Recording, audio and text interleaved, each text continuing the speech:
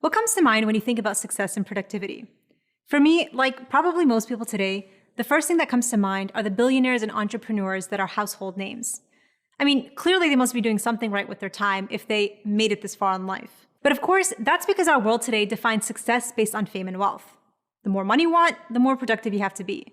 I'd like to think that as Muslims, we can agree that our lives are not defined by these goals. And before we talk about tips to implement good habits, we've got to reorient the purpose we're here for.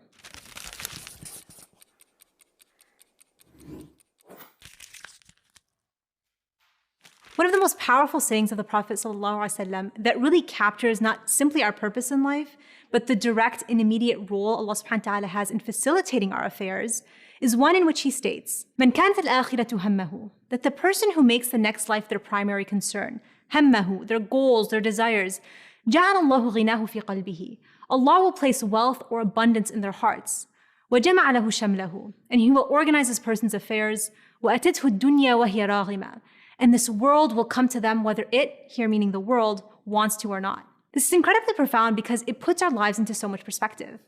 When we revolve our decisions and actions around the intention and the constant goal of pursuing God's pleasure in the next life, all of the doors of this world will open right before your eyes. Allah promises us that the world, no matter how corrupt we humans make it, the world will still come to you, the believer seeking everything but the world. وَجَمَعَ لَهُ شَمْلَهُ. Such an incredible promise. Translating it as Allah will organize this person's affairs doesn't do the statement justice. Imagine an endless list of tasks that you have to get through.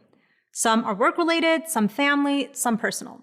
Some need hours of attention, while others require running countless errands. When the Prophet, peace be upon him, says that Allah will جَمَعَ لَهُ شَمْلَهُ, it means that all of those endless tasks that seemed scattered and required so much time will effortlessly come together.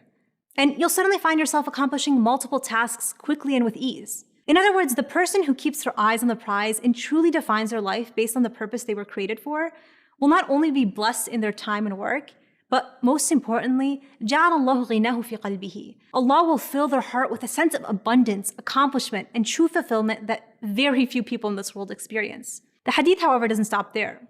On the flip side, we learn of the consequence of those whose sole focus in this world, the intention behind which they build their goals and habits, is in pursuit of this world alone and the fame and riches it offers.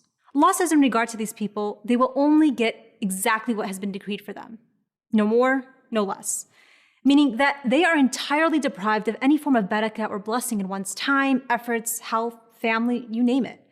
And on top of that, فَرَّقَ أَوْ شَتَّتَ عَلَيْهِ شَمْلَهُ, their affairs will be scattered. Think back again to that endless list of tasks you need to accomplish. Think of each task as a paper stacked on your desk. You've got a pile to get through. When the Prophet says Allah will scatter their affairs, imagine that huge pile of papers on your desk flying in the wind and scattering in every direction. You're then left running to chase after each task, making everything that much harder and more time-consuming. And at the end of the day, the one who is looking only to find happiness in this world, جَعَلَ اللَّهُ فَقْرَهُ بَيْنَ عَيْنَيْهِ, that Allah will stamp poverty, a lack of success, that sense of emptiness between that person's eyes. Which is to say that such a person, no matter how hard they try, will never gain a true sense of accomplishment in this world. Real achievement is far from the lives of the multi-million and billionaires we're so familiar with today. Our lives have meaning so much greater than that. And only by living in hopes of fulfilling our true purpose will we experience our peak productivity and success.